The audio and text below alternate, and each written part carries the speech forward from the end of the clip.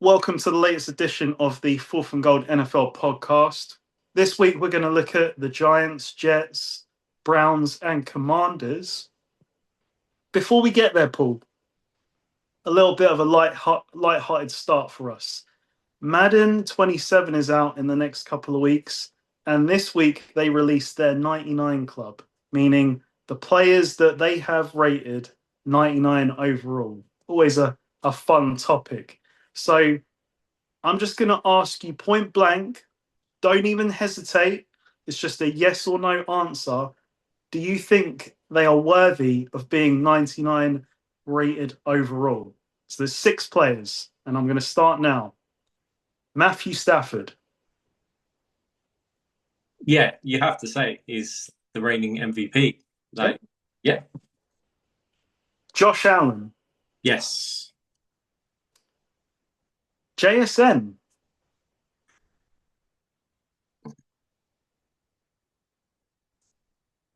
I'll caveat my answer with how many other receivers are rated 99. So, One other. so you said there's what, six? There's six. 6. So Jefferson's rated 99. He is not. So it's Chase and JSN. Yeah, I think that can't be accurate. That's recency. That's slight recency bias. I know that JSN was incredible last year, but Justin Jefferson is close, but I think he's still a slight tick above JSN. So yeah. JSN a 97, 98, but to not have Justin Jefferson at 99, I think it's not his fault that they drafted JJ McCarthy.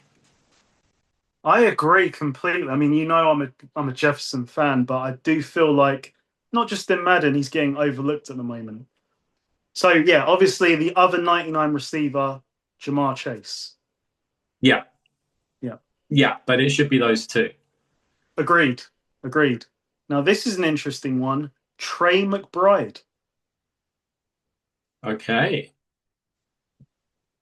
Love the Cardinals. I mean, the Cardinals don't usually get media attention, so to have a 99 player on the Cardinals, he's the best tight end in the league. You would, yeah, I think that's accurate. But a 99 overall, I don't know. I don't know about that. I would disagree with that. I think you could have him in the 90s, but who is the next rated tight end below Trey McBride?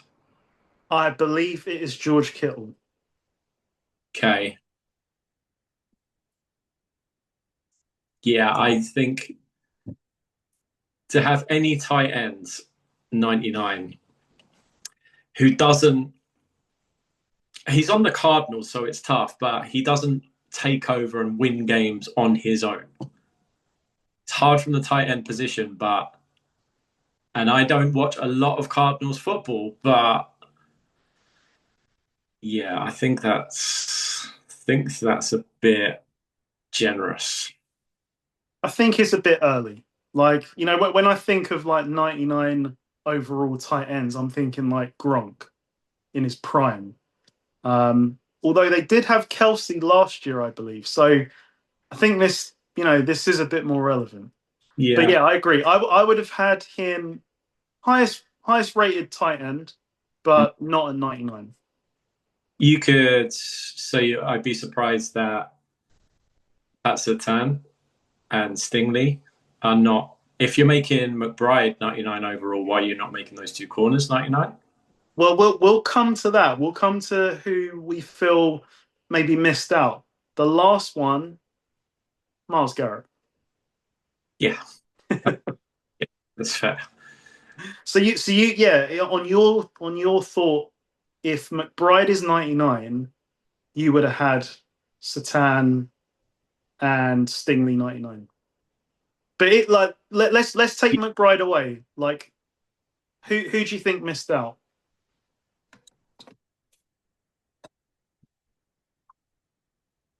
With the quarterbacks, it just goes year to year. So like last year, they may have we'll discuss him later, but they may have rated Jayden Daniels 99 last year, coming off his rookie year. Like,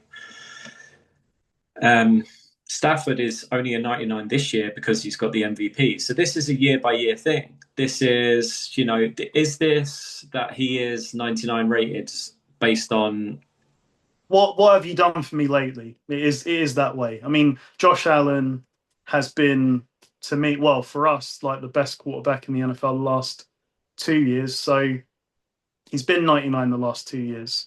Yeah. So then you've got like Lamar, Joe Burrow, King Henry, Mahomes, Garrett, but then some of the tackles like Trent Williams. I know he's up there in age, but he's up there in rating. He's, it's not like he's close. Yeah. The one for me, I would have had Jahmyr Gibbs at 99. He's a 98. Right. Okay. I want to see Jahmyr Gibbs like handle the load without Big Dave Montgomery, who's left. So I think this is a very important year for Jahmyr Gibbs. I know he probably was 70% of the touches, but now it's going to be dialed up again, even further. So, yeah, I think 90. Look, Jahmyr Gibbs is obviously 99 speed, 99 acceleration. In terms of 99 overall, I don't know. Okay. Like what you said, not yet, but it's to come. The highest rated inside linebacker was Fred Warner at 97, and I think that's reasonable.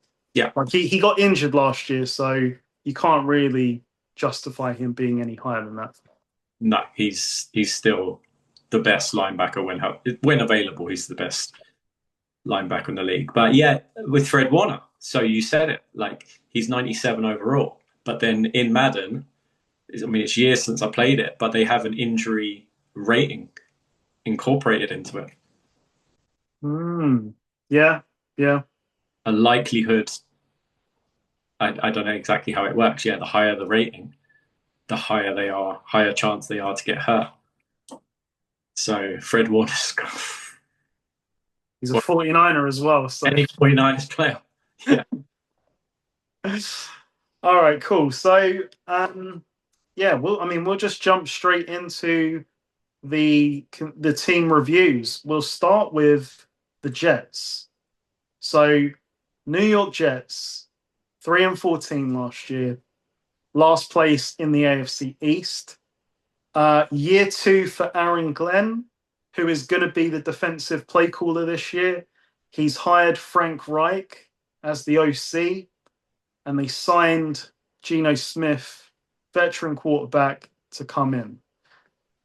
If you look at their additions, so on offense, Omar Cooper Jr., drafted in the first round. My guy, Sadiq the Freak, Kenyon Sadiq at tight end. And I'll just note Tim Patrick, a nice role player to come in. Yeah. Defensively is where it got interesting. They drafted David Bailey number 2, and then they just seemed to pick up every veteran that they could find, basically. Minka Fitzpatrick, Demario Davis, Tavondre Sweat, David Onyemata. I think that Aaron Glenn realizes your defense can't be as bad as it was last year, given you are a defensive-minded head coach. So what are your thoughts, Paul? Like, where do you see strengths? Where do you see weaknesses? I don't want to bang on the head coach, but I'm surprised that he's here. I'm surprised that he's still here after that, defensive coach, and they were the only team or the last team in the last 100 years or something stupid to not have an interception in the season. And this is Aaron Glenn, who's a former NFL cornerback, who, I mean, that's almost ridiculous to say that you can't have an interception in the season. And when you actually zoom out from it, Aaron Glenn, even in his time with the Lions, was the Lions defense actually any good? It's a fair comment because it was about the offense. Right, because their success came from really their offense driving it. yeah, so it's a bit confusing all around from the Jets. I'm just talking philosophical without getting into actual players. Yeah. You kept the head coach, who a lot of other teams would have said goodbye to, but were you pressured into it by previous past decisions and, oh, we can't have another new head coach after one season? Yeah. But if you know, you know. And there was, he's a defensive coach and they stunk on defense. And so he's sticking around. And I keep hearing that the Jets had a good draft. Well, yeah, I heard that last year. But this time they really had a good draft. Okay, cool. And next year they've got loads of draft picks again. Right. But so are you loading up for the draft next time? But you're not really doing that. And you're not really signaling that you're doing that if you're bringing in Geno Smith. Because it's not a tank situation. It's we're going to try and be competitive. We're going to try and win, potentially sneak into the playoffs. I'm not saying they'll do that, but in terms of the decisions that they've made, keeping the head coach shows stability in the building, bringing in a veteran quarterback, bringing in Demario Davis, who's like still at these advancing years, like a premier run-stopping linebacker in the middle who's going to bring leadership to the defense. So while all of those decisions overall individually, well, collectively are not, you can't, if you group them all together, you can't say it's a bad decision as a collective, but in terms of the philosophy of what they're doing, if I'm a Jets fan, what are we doing? Are we just trying to save Aaron Glenn by bringing in Geno and Demario Davis and Onyemata, solid NFL players? Mm.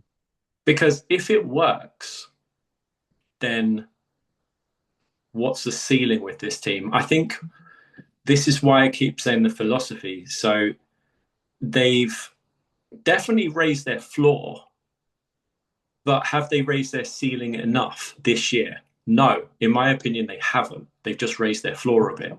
So they picked up maybe a few wins, but then I don't think that's going to be enough to reach the playoffs.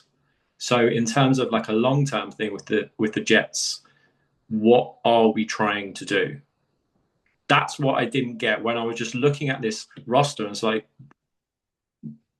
what are we doing? I don't get it. With other teams, you at least know, oh, okay, we're going down this road. With the Jets, it's like, yeah, well, we can have a piece of this and we can try to get that too. And if you're indecisive, quite often you end up confused. So yeah, that's my takeaway of the Jets. Like, higher floor from the decisions that they've made, but I don't think the ceiling has raised enough. I'm looking at it from two ways. Like, when you look at their offense, it's quite a young offense, like completely different to the defense now, where it's, we've piled on, like you said, the quick fix route. Like, let's get some veterans in to play well now. But I look at the offense and I'm like, they had, I think, a decent amount of success running the football last year, but their big problem was at quarterback. Like, they had basically zero passing game, and it literally was almost zero at times. And so they've gone from Fields to Geno Smith. And to me, like, I do think that Geno Smith is probably the weakest unit in this team. And he's the X factor because how many times have we talked about him? If he gets on a run, if he hits a hot streak, there's no one hotter. Like he can ball out. But we've seen it too many times. It's very extreme. But as I was saying, like they've got a decent run game. But in order for that to be sustainable, you do need balance. Like you can't just run the football. And that's all they could really do last year. You need that balance of a decent passing attack to complement it. And they've got weapons, they've got Garrett Wilson. They've drafted Omar Cooper. Let's see with Sadiq the Freak. It's kind of there, but the anchor for a number of years now for them has been quarterback. Yeah, and Geno might win them just enough games to ensure that they are not in position with the pick in next year's draft to draft that quarterback, or they have to trade up to then get that quarterback. Yeah, Geno is, of course, an upgrade on Justin Fields. But who is Geno Smith? Because he's now 2 years removed from the streaky quarterback who I loved at times on the Seahawks. And he does have probably top half of the league offensive line with the Jets. At least they're young. They've got two, by all accounts, solid tackles on the outside. And the other three starters are expected to be okay. So the offensive line is going to be an upgrade on what he had with the Raiders. So he might have time to throw. I kind of disagree a little bit with the weapons. Yeah, Garrett Wilson's good. Could be a superstar in a couple of years, not yet. But the other guys are not scared of the rest of the Jets' weapons. I think they're just okay. They might have hot games individually, but I'm not. If they're playing against my defense, I'm not terrified. Put it that way. Breece Hall is very good. So they have two kind of potential superstars in Breece Hall and Garrett Wilson, but then everything else is just a bit not that exciting. So that's why I think they're kind of a 6. I think that they're better, but I don't think they're better enough. So you're kind of in that no man's land, the between 5 and 7 wins. So I think they will improve. That's my projection. But improving enough in the AFC to make the playoffs is 10 wins. It's got to be 10 wins minimum. So what? You're going to go from 3 wins to 10? You're going to improve by 7? And if you're not improving by 7 wins, then what? Are you keeping Geno around for another year? Are you keeping Aaron Glenn around for another year? Are you then drafting a quarterback next year and having Aaron Glenn as the head coach? No, you definitely don't want to do that with a new young quarterback. Have Aaron Glenn as his head coach. No, don't want to do that. So, yeah, there's upgrades, but I don't think there's upgrades enough. And I think this could all have been done in a slightly different way. Think Demario Davis is a good pickup. That's a good pickup. He's going to improve your defense, your communication, being a middle linebacker. So he's going to talk to the line. He's going to talk to the secondary. He's going to keep everybody together and on the play. He'll probably be their defensive play caller. He's probably going to receive the call from the sideline and then deliver it to the guys on the field. So communication is probably going to be good. The corners are, since they've lost Sauce, Um, yeah, they're just not exciting to me. They're just a bit better, but they're still not ever going to be, to me, like good enough to be a playoff team. Yeah, I agree. And it wouldn't shock me if they win a similar amount of games to last year. It really wouldn't. Because, I mean, this is what the Jets have been. And yeah, I really don't want to pile on him, but Aaron Glenn just doesn't give me confidence as a head coach. And I think you made a great point about, was the Lions defense actually good?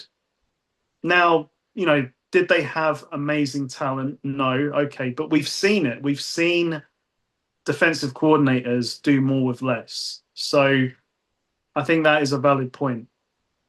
I'm not one for hot takes, but I am going to make one. I think Kenyon Sadiq is going to turn some heads this year. Like, I think he's gonna hit the ground running. He's the Mount Washington on the Jets. Yeah, well, he's more dynamic than Mount Washington. Mount Washington is a beast. Like, he is a wrecking ball. Sadiq is more like, yeah, new age tight end. So yeah, that's a rare hot take from me. So you're picking him up in fantasy. You think he's gonna? He's Yeah, just because okay, it is reliant on Gino, obviously, yeah, but I think Gino will be a bit more productive. I mean, he was in a terrible spot last year, yeah. and Gino's older now though as well. That's why yeah, I'm saying about his 2 years since Seattle because he's in his mid-30s, isn't he, Gino, by this point? and he's coming. He hasn't exactly got off to a great start with this off-field stuff. So, um, yeah, Yeah, if they're not tanking, they're not tanking. They're not doing a Dolphins, yeah, but I just don't have confidence that they've got enough to be successful. So agreed. yeah, it's interesting with the Jets. I just think there'll be more suffering for Jets fans. Like I would rather win 2 games than I would win 7. Yeah, yeah. Okay, so from one New York team to another, the New York Football Giants, 4-13 last year. Again, they were fourth in the NFC East. Uh, be interesting to see if the fans on your radio show are optimistic as we enter the season. They're But never. but the Giants they've made significant moves. So they hired John Harbaugh as head coach. You know, with his experience, that gives them some promise. Matt Nagy at OC, don't love that. He is a kind of gadget play caller. Like, there's no real depth to his offense. And they picked up Denard Wilson as the defensive coordinator, who has been DC for the Titans the last 2 years. So that's interesting because the Titans on defense haven't been that bad. And it's year 2 for Jackson Dart at quarterback. So when we look at their additions this year, well, what have they really added? Because the big loss was Dexter Lawrence, of course. Yeah, well, you missed. So they drafted a offensive lineman with the Dexter Lawrence pick. Um, you missed a key part of the coaching staff. He's not the OC, but who follows John Harbaugh everywhere? You know him very well. Do I? Yeah, from San Fran. I'm sure he's with. Was he? He was there with Jim. I'm sure he was there with Jim. Oh, don't tell me. Like, what the I'm blanking on his name. The The, run, the the run game, like guru. The Baltimore OC. yeah, yeah. What is his name? Why am I blank? So Greg Roman is Greg Roman, there you go. on the offensive staff. And Wow. this is that's my thing with the Giants is I think they're gonna run the shit out of the football. Jackson Dart, Scatterboo. They brought in Patrick Ricard, the fullback from the Ravens. That shows you, like, this is going to be a culture shift. You know, like you said, offensive lineman drafted in the first round. Greg Roman, run game, at least like year one, like he always has success. Yeah. And their run game, Scatterboo and the guy behind him, Tracy. Tracy's decent. Yeah. So it's almost like that is they've built around their strength, which is their two running backs. Now Scatterboo is crazy. Uh, it was there was like some Fanatics event 2 weeks ago where he did a backflip, and he's coming off a major ankle like injury, and he buckled when he landed. So can we get him in check? Can we get him to the season and keep him healthy? I don't know, but when he's playing, like he is obviously a tone setter, very physical runner. Yeah. I think so. Going back to my favorite NFL New York sports media during the season because I find them very amusing. Not in terms of educating me about football at all, but in terms of entertainment value. They seem to be express themselves in extremes. So they're like really positive, or this is the worst team ever, and everyone needs to get fired like every single week, and this is the worst day of my life just because the Giants lost another football game. Or most of the time it's about the Jets, but they're also on the Giants. So their takeaway is that Jackson Dart is incredible, and Jackson Dart is the chosen one. And I think Jackson Dart, definitely with the New York media, and I laid that intro to set out that I don't think that they're the most, not informed, but they're a bit optimistic about Jackson Dart and him being injured. He seems to have almost improved as a player by being injured last year because, oh, but when Jackson comes back, we're going to be this and that. I don't know. Like I watched Jackson Dart, and yeah, he was exciting in moments, but you still lost quite a few games with Jackson Dart. Yeah, you were close in games, but you still lost them. And to say that he's the chosen one, I think is a bit early. And like it's not a home run yet. Like he's definitely showed promise. yeah, so the New York media are really, because they keep going on about, and you'll know this from talking to me about the Giants last year, like, oh, but this roster, oh, but this draft. Okay, really? Is it that good?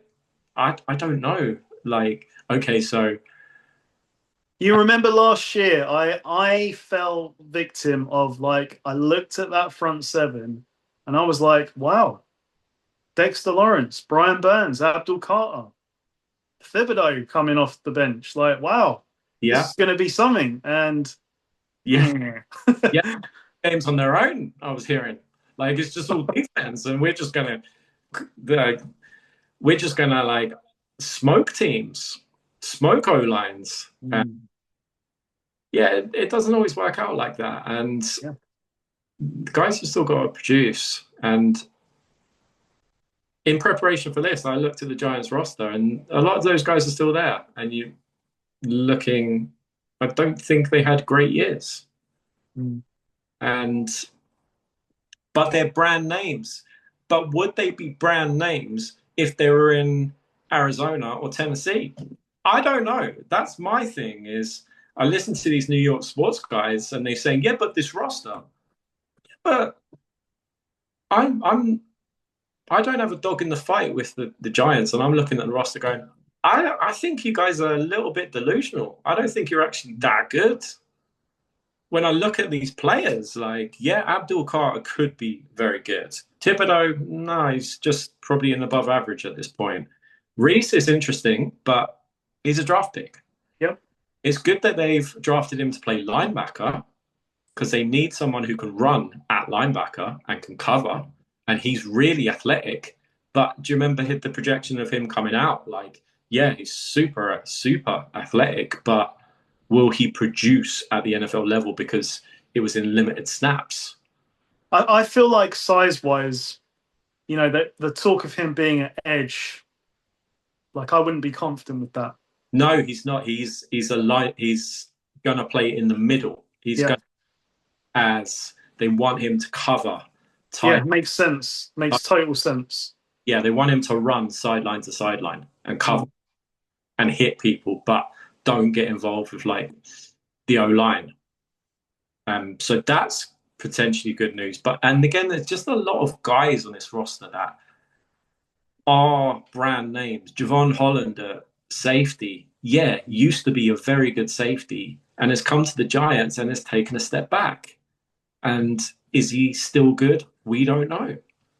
I mean, they lost Dexter Lawrence and brought an old favorite of mine, DJ Reader. But this isn't DJ Reader from 5 years ago. Like, he is up there in age now. Like, he's not the same player that he was at the Lions. Yeah. Tremaine Edmonds, again, it's kind of what you're saying. The theme is like solid, but not special. No. So I look at the front seven and it feels like I think it could be good, but maybe it's the coaching. Maybe that's what they, last year with Brian Daboll, how interested was he on the defensive side? Yeah. Well, I'll ask you, because I've got my own opinion about this, and I may be slightly biased because that he was in my division for a long, long period of time, but because you're probably going to be more objective about this than I am. What is John Harbaugh actually good at? It's a fair question, and that because normally with a coach, you're sort of saying, well, he's either an offensive genius or, he's the defensive guru. John Harbaugh for me is neither of those. Like, so it's predicated on him making strong hires at offensive coordinator and defensive coordinator. Now, in Baltimore, a lot of the time he did that defensively, I think. Yeah. Offensively, but he had Lamar Jackson. So that's going to help. That's going to help. Here, Matt Nagy, I would have zero confidence in that. So, yeah, it comes from, well, I mean, that's the thing. That's what we're going to find out really here. Yeah.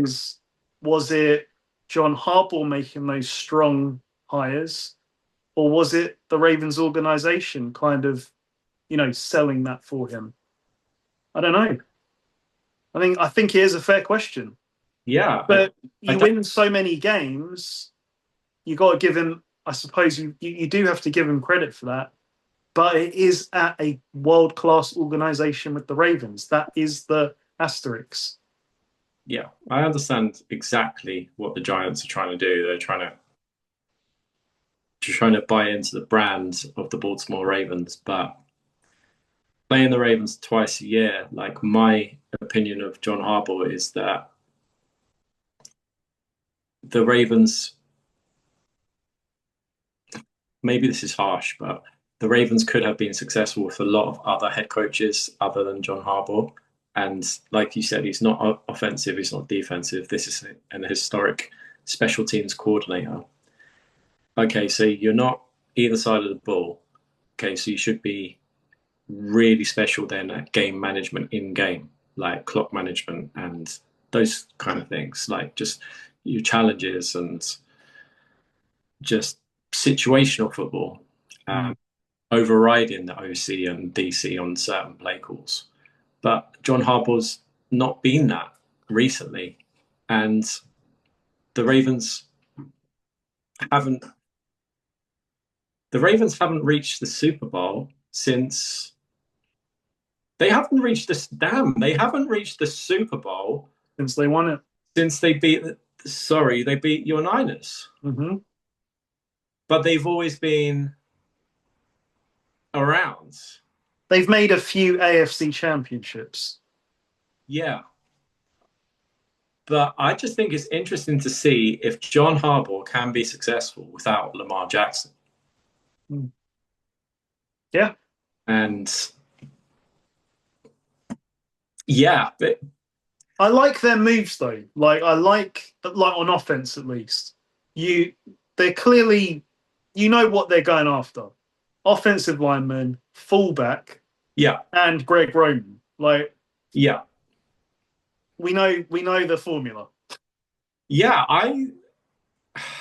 sorry, New York overall, but I looked at the Giants and the same thing as the Jets. I said higher floor, not high enough ceiling. Mm. Yeah, John Harbaugh's going to raise your floor. Yeah. Probably the ball, but it all kind of hinges on whether Jackson Dart can stay healthy and how good actually is Jackson Dart. I mean, health is a real question across the offense. Like Malik Neighbors, his rehab, it doesn't sound like that's gone well at all. Like he had to have a second operation basically because the first one, they felt didn't fix the problem. Scatterboo, like he's crazy. Like he's amazing, but he's crazy. So are we going to be sitting here in week 10 and Malik Neighbors is on AR? Sorry, on IR. Scatterboo's on IR. Jackson Dart's on IR. I don't know. Yeah. A lot of questions about health. Yeah, the rookies are interesting though. I think Reese is very interesting, but I don't want to be that guy who's always like, oh, it's the same old thing, like Jets, Giants. But I am a little bit fatigued with but they had a really good draft. Okay, cool. Just I mean, history's shown us like we can't just go, they're going to be a 10-win team this year because they've made a bunch of moves. Most of their wins in the last 3 or 4 years have come in week 17 and week 18. Yeah. So, if you gave me $100 to put down on a team that had won 3 games or 4 games last year and was going to make the playoffs, it's not going to be one of these two. Yeah, but interesting. Just John Harbaugh as a Steelers fan, I'm interested to see who is John Harbaugh. Yeah, because we might find out that he is a very good head coach, and it's just one of those that it's gone unnoticed in a way. Not unnoticed, but he's not someone that's going to tell you how great he is. He's just kind of going to show you. Oh no, I think he's a very good head coach. It's that. Do you remember when we were messaging when he got that deal, when he got that amount of money, and when he got that kind of hour? Yeah, he got that. Yeah, exactly. I said to you, I think he's lucky because I think they're buying into. They're maybe distracted by the Baltimore thing and not necessarily John Harbaugh. Yeah. So we'll find out because New York has a habit of like revealing who people really are. Odell's currently on the roster as well. Yeah, I mean, that's the thing. Like, they are really just like scratching every corner because they got Darnell Mooney, Juju Smith-Schuster, and Odell all on the same day, I think. So they're trying to, what is that, like their third receiver or fourth receiver maybe? Because they definitely drafted someone. Is it Malachi Fields? So, like, if Odell is like your number 2 receiver, there's a problem. I'd imagine these guys are fighting for 3 or 4. But yeah. Odell's another one. Like, the last time we saw him, he couldn't prove his health. So I would lean towards one of those other two, Mooney or Juju. Juju's at least reliable, available, and a safety net across the middle. Odell feels like a New York kind of move. Yeah. I think the thing with the Giants, we know what they're going to do on offense, at least what they're theoretically they're going to try to do. But on defense, are these guys actually going to come together? Like these guys who are really talented and look at the names on paper, like, wow, this defense should be really good if you just line it up in terms of a starting 11. Wow, all these guys, like, in terms of trade value, yeah, they've got tremendous trade value, but like it doesn't turn into production on the field. So can they actually produce on the field? Can this unit actually come together? Because when you go Abdul Carter, Thibodeau, Arvell Reese, Javon Holland, like these. Brian Burns. And I'm missing out the interior of the defensive line. I know they've lost Dexter Lawrence, but it's still the other two guys are. Well, they've brought in Reader, but like I said, it's not the same Reader from 5 years ago, like the elite run stopper that he was. And Tremaine Edmonds, yeah, like he is solid, I will say. But he's not like got the speed to run from side to side. Like he is a more, brutish kind of middle linebacker. Yeah. So I've got the Giants being better, but not better enough. But they're both, we're going to talk about the Commanders. The Commanders are in that division. I think that you can make an argument for any of those four teams to win that division because it's not a great division. You can make an argument. I'm not saying convince, but you can, I wouldn't say that I wouldn't question what you were smoking. I still feel like I would not even consider the Giants finishing above the Eagles in this division. Like the Eagles to me are still that team. And if there was one, it probably would be the Cowboys right now, who I'd say could disrupt that. But, do you remember early in the season, the Giants were the most bet team to win the NFC? Like, not the NFC East, the NFC. Yeah, I think that is highly optimistic. New York sports media, baby. Population of New York City. Okay, so gambling is legal, as you've clearly just demonstrated in the Jersey. So this, again, it's almost like, you need multi-years to build this and figure out who you really can trust, who's going to deliver. Because I look at this defense, like you said, a lot of brand names, but I look at the secondary and I'm like, I don't have confidence in the secondary. So the front seven is going to have to play pretty well to cover that up. Yeah. And Jackson Dart was a very questionable draft pick at the time. Yeah. They were pleasantly surprised with his play as a rookie because they thought he was going to stink. And then when he didn't stink, they suddenly changed their mind to, wow, he's like going to change the world at quarterback. And I think it's maybe somewhere in the middle. I think he's probably okay. He's probably a top 20 quarterback right now, but between 15 and 20, probably closer to 20 than 15. And that's okay. Yeah. But that's right now. But he could get better this year. The kind of stupid plays and mistakes that he made in college seem to be ironed out in terms of like the passing game last year. But we didn't have a large enough sample size to actually go, oh, okay, he didn't start enough games. And it's easy to say, but it's definitely true. He needs to do a much better job of just protecting himself and just not trying to like stiff arm and run over linebackers on the sideline. Like, that's just dumb. Because it's hard. It was hard enough because, in fairness to him, the offensive line wasn't very good last year. I mean, the left tackle, I think it is, like, he just, there was a sack. Was it last year? I think it was last year. There was a sack that the 49ers had. And if you look at the film, it's awful on the left tackle. It's like he's battling with Clennon Ferrell, who basically wasn't on a team a few weeks before that. And halfway through the play, he's kind of like, oh, well, this rep is over. And of course, the plays, he doesn't look around to see that Jackson Dart is sort of scrambling to the left. He's just standing around like, the rep's over. Of course, Clarence Farrell hasn't given up on the play and just rams straight into the back of Dart. So I'm like, yeah, some of these players, like they need to play a lot better, I think.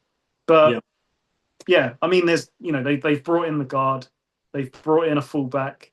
They're going to try and at least mask some of those problems with additional pieces. Yeah. But yeah, your point's right. Like, it's hard enough for Jackson Dart to stay healthy behind this line, and it's not helped by him doing his best Cam Scatterbull impression sometimes. Yeah, exactly. Greg Roman's there.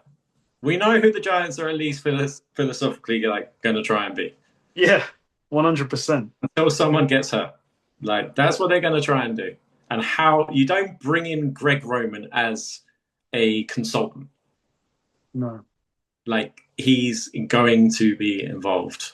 And yeah, it's like he knows one way. Yeah, and he's heavily linked with John Harbaugh. He is. So, yeah, we know who the Giants are going to try and be. Yeah, just be careful with that Jackson Dart read option. Yeah, exactly. Okay, so moving on. We are starting at the bottom of the list, so it is the. That's a really harsh segue, isn't it? The Cleveland Browns, 5-12 last year. So there was a number of teams below them. They were last in the AFC North, though. They've hired Todd Monken up head coach. I think he's a pretty good offensive coordinator. Obviously, the big news was them trading Myles Garrett away to the Rams, but they did get Jared Verse in return. And just one other thing that caught my eye, this offensive line is going to have 4 out of 5 new starters this year. They said goodbye to their offensive line from last year because it sucked. And they've gone for a refresh. They put a lot of money into that Texans tackle, Titus Howard. Just looking at who else they brought in, drafted Spencer Fano, I think he's a left tackle at 9. They went pretty heavy on receiver, Denzel Boston, Casey Concepcion in the second round. The 49ers passed on Boston and took Stribling, so that will be interesting to see how each of those play. But Boston seems like a more big body receiver. Concepcion's going to be your yards after catch. It's a very big change from Jerry Jeudy being your number one, really your one and only at receiver last year. They lost Njoku, but they like Fanning. The problem again is quarterback. This room is maybe the worst room there is because you've got, 4 quarterbacks? You've really got none. Dylan Gabriel, I saw it with my own 2 eyes in the stadium. He doesn't have an arm. Shador, I don't know. I don't really see NFL caliber. And sadly, Deshaun Watson, for me, isn't the player that I loved in Houston. And I don't think he's going to get back there.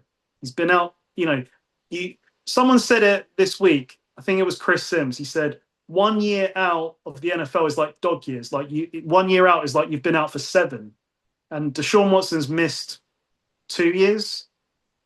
If you look at the totality, maybe he's missed 3 of the last 4. It's a long road back. And I think that is their weak spot, quarterback. Yes, I agree. Quarterback, offensive, brand new offensive line. I know they weren't productive last year, but they were still experienced NFL starters. The old guys like Zietler and Wyatt Teller and those guys who they got rid of. They just had a bad year, and that's the NFL. Like, not for long if you're not good. They've got some. The thing about the Browns is, on defense at least, like they've got some guys like Denzel Ward at corner, Jared Verse. Who's the linebacker? Swessinger. Yeah. He's a player. He tackles everything. But then the biggest question I have is that they lost Jim Schwartz. Their best unit was defense, and they went a different road with Monken instead of Schwartz, and Schwartz got pissed, and then he's left. So are these guys going to play for the new DC? How much did Jim Schwartz, being a NFL defensive coordinator, like who's been around forever, motivate these guys to play? We're going to find out, because I just outlined some of the guys, some of the talent that they've got on defense. Like Denzel Ward's stuck, and he should get mentioned alongside like Satan and Stingley, but he plays in Cleveland, so he's easily. He's just been made the highest paid corner, and okay, good for him. He plays to that level. Yeah, he absolutely does. I'm glad that he got his money. And I wasn't saying he's the best corner. He's in that like bracket of being the best corner. And as we know, like when you're next, so if Stingley was next, he'd be the highest paid. And then Pat Surtain and vice versa.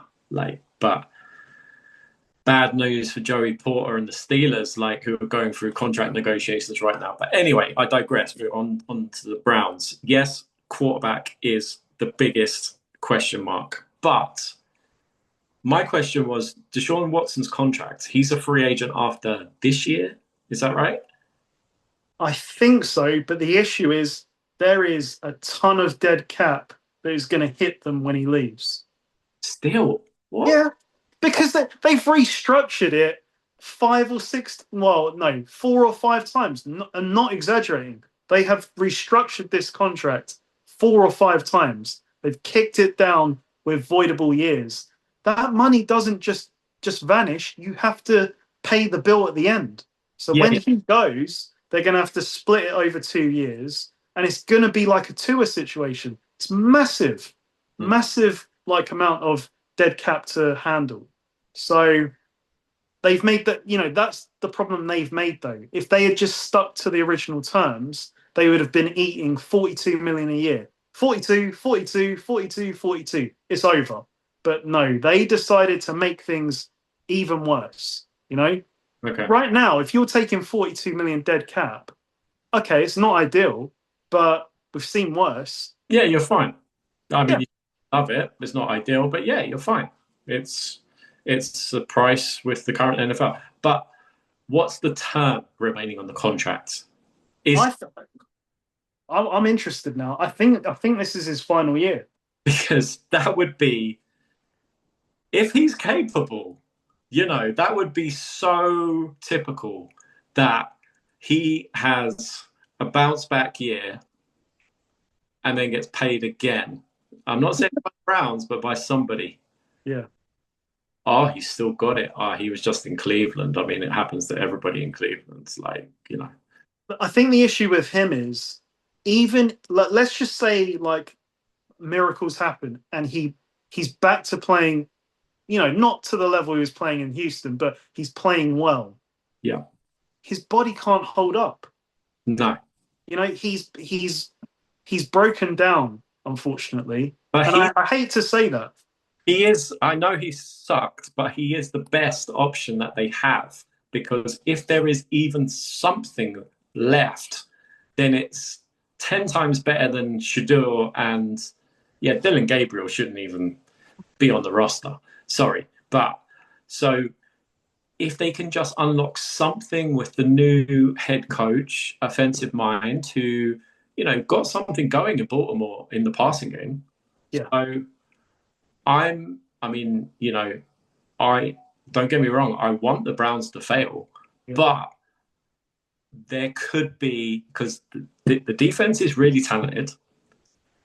if they can still play without Jim Schwartz, and this guy could unlock something, if there's some way they can talk to Deshaun Watson's inner self and just remind him of who he used to be.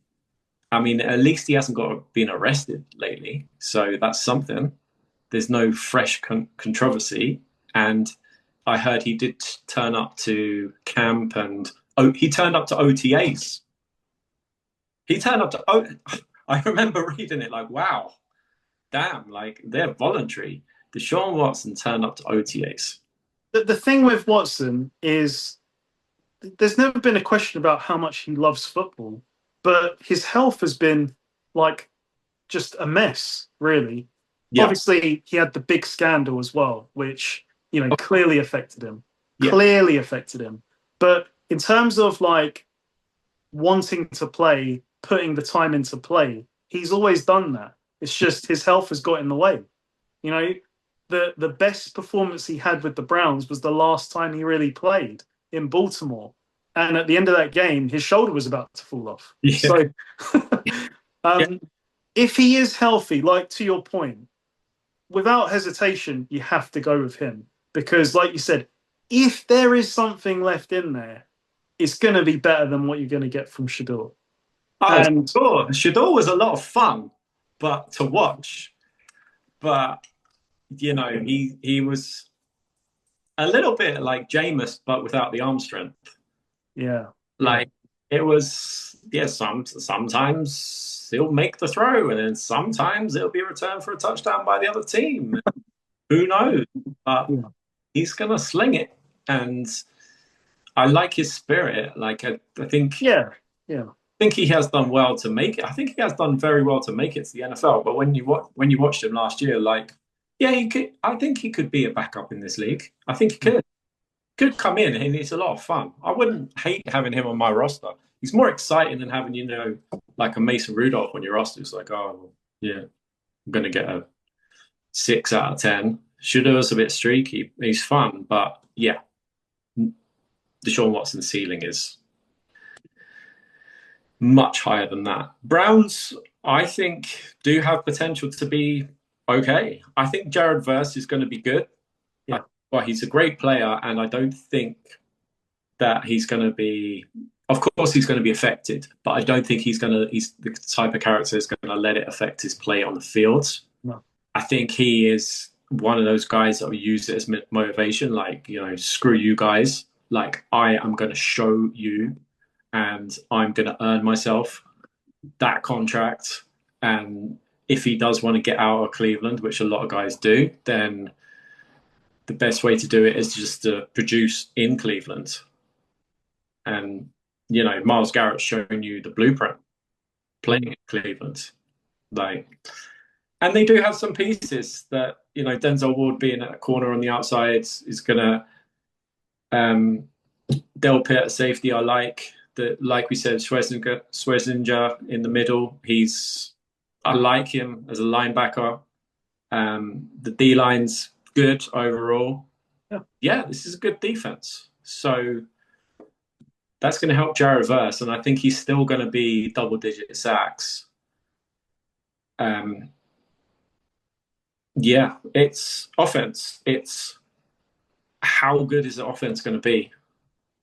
Because the defense, if they don't sulk after the Jim Schwartz thing, will still be potentially a top 10 defense, potentially a top 5 defense, because they've always been a very good defense.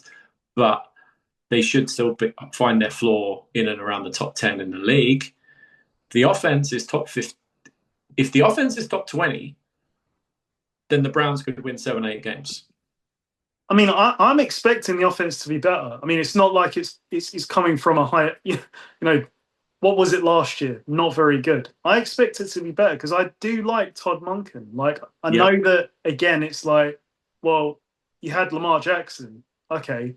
But there was a lot in that offense where it wasn't like, obviously Lamar still got to throw the ball, but I'm looking at some of these plays and I'm like, well, that dude was wide open. He is a creative schemer. And he's going to need to be here. So, like, to me, the X factor really for the Cleveland Browns is will this offensive line, this new look offensive line, perform?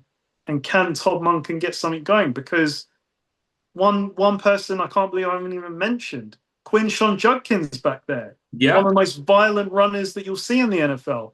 He's really good. And, okay, he did have an injury at the end, so hopefully he's going to be back. But they don't have the worst supporting cast now. Like, okay, I know the receiver room very young. We don't know what they're going to be in the NFL. But with Todd Monken, this isn't a scheme that is going to be super complex. Like, this is a quarterback friendly kind of coordinator. So Deshaun Watson really does have to deliver. Like, he's not going to be asked to remember 314 different plays. Like, there's going to be times where it's like, that guy right there is wide ass open and you better hit him. I just looked up because I was interested to see if Judkins, and I was right in what I thought, my suspicion. Judkins did not break 1,000 yards last season. Do you know what? His stats are not impressive. He's a bit of a highlight reel running back. I know he plays on the Browns, but he has a lot of carries for a 3.6 yards per carry average, 7 touchdowns, and 827 yards. 827, but he missed like a few games at the end. And it is, I'm telling you, like from what I saw in that London game as well, I don't think he's the problem personally. I think it was the offensive line and quarterback play as a whole. Well, his London game is the best currently of his career. Fair, because he had a few like 50-yarders in there, I think. But when you look at like what defenses are going into games with Cleveland, they're sort of saying, well, do we stop Dylan Gabriel first or do we stop this run game? Like, I'd be interested to see this year.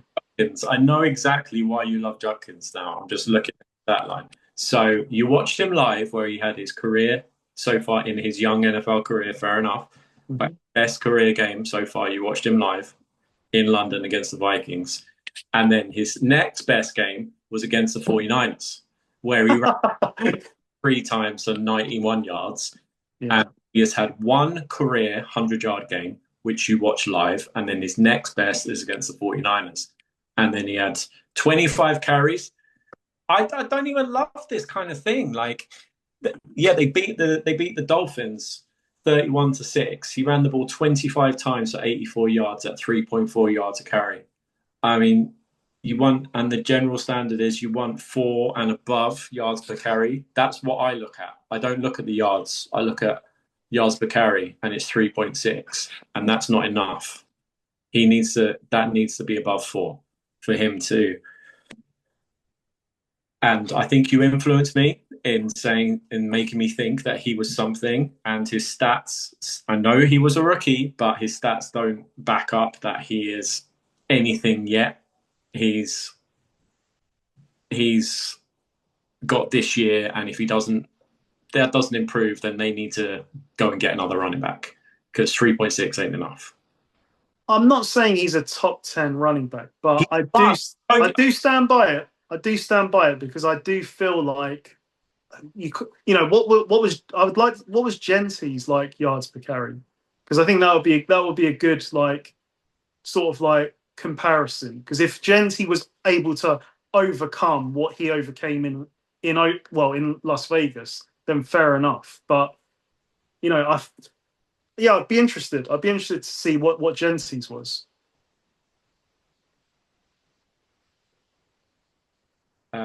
We keep going on the Browns. What you think overall about the Browns? Where their ceiling is? Has their ceiling? So they won 5 games last year. That's quite high, really. Well, of course they beat the Steelers once. Always do in Cleveland, and then we beat them in Pittsburgh. So that's one guaranteed win.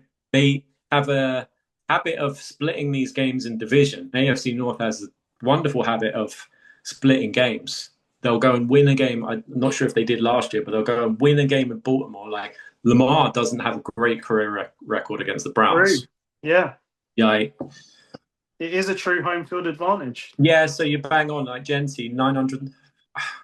Is this right? Because I'm sure he went. Oh, he went over 1,000 combined, obviously, because Yeah. even yards. Yeah, 3.7. So yeah, so he's point 0.1 better than Chuckins from last year. And again, he's someone that I do believe in. So, I want to see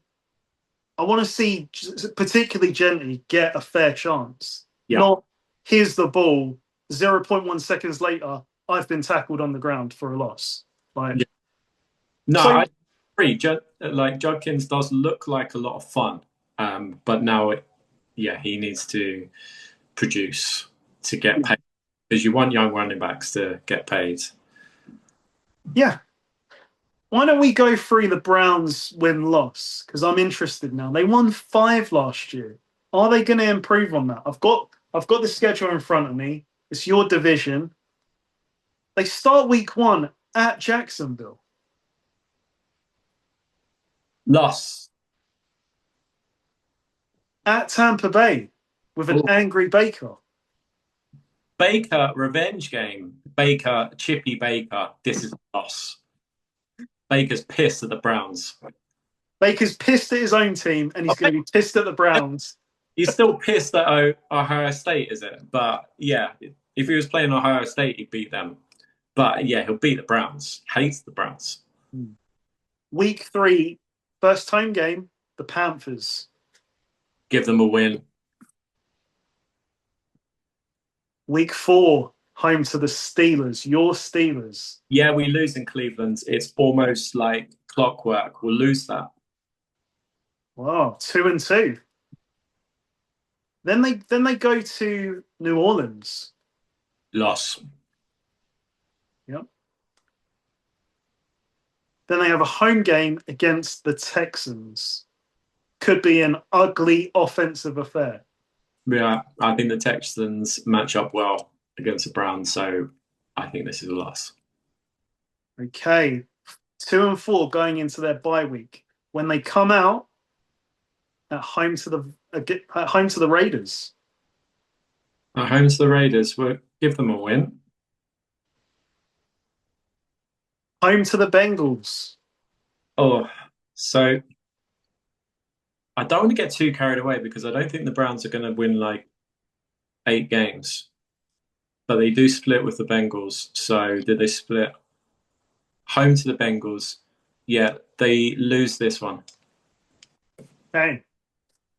At home to the Falcons. This is a win. Like Michael Penix or Tua in Cleveland. No. Don't see it. Okay. At the New York Football Giants. Loss. At the Ravens. At the Ravens, loss. Yeah. At home to the Colts. Who's playing quarterback for the Colts by this point? It will probably be Daniel Jones by then. If he's not got injured again.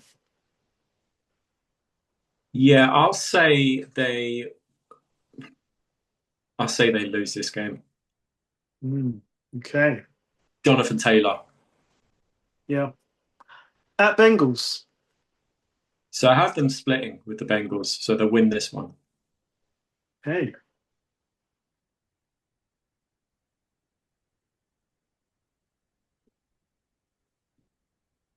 Is that all the games?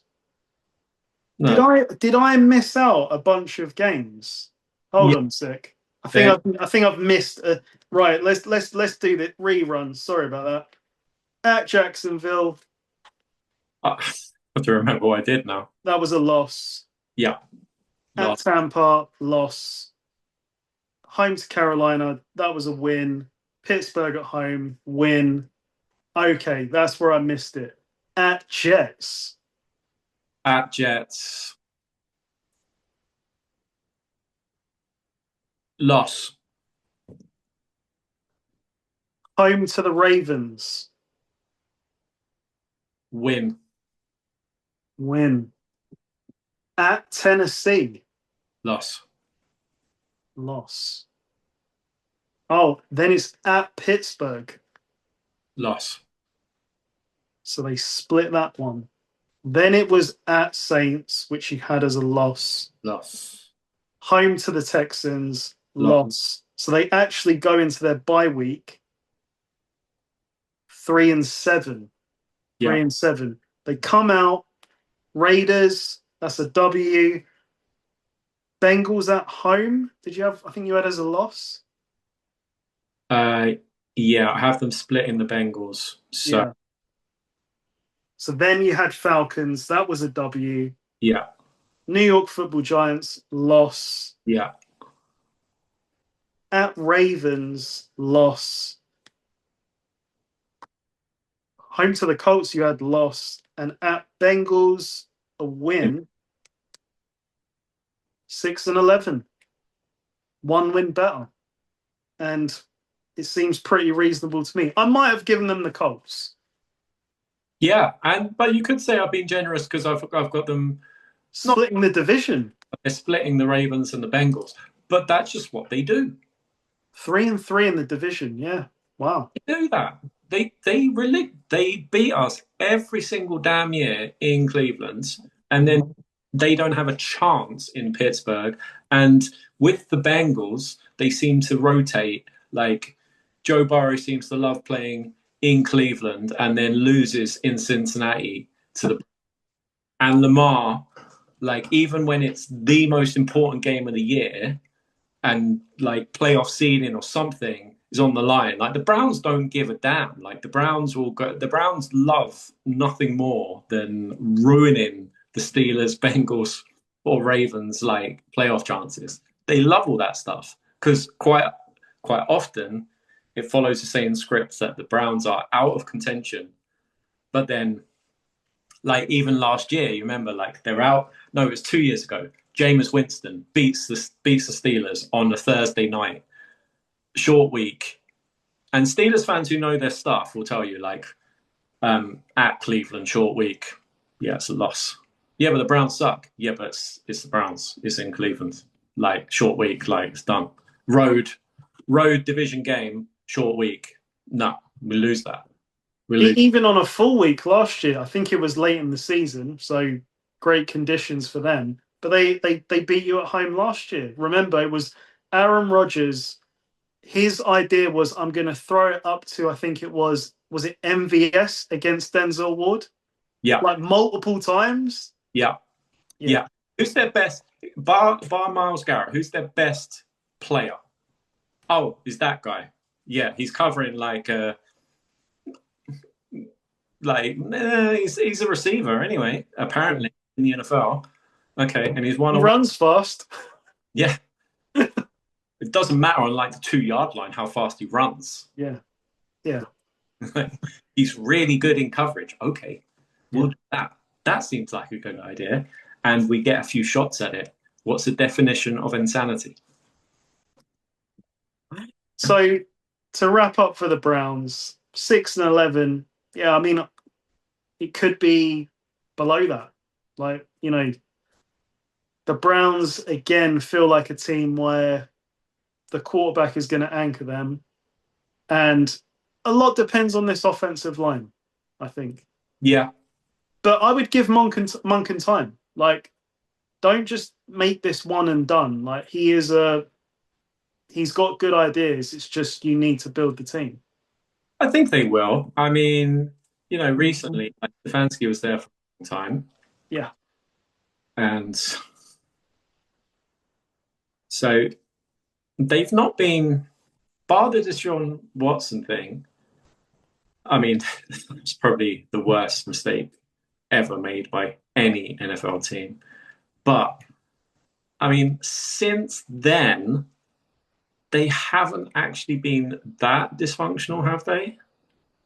They just, I think last year, they just made, for me, a mistake with Gabriel in the third round. Like, they should have gone after another starter that they probably could have found. Yeah, and that it would concern me that that was, and I think it's fair to say that was the owner's pick, Gabriel, because he was not expected to be drafted that high. And also, you didn't need a quarterback. And Shador was falling, and they ended up picking up Shador anyway. In the 5th round, yeah.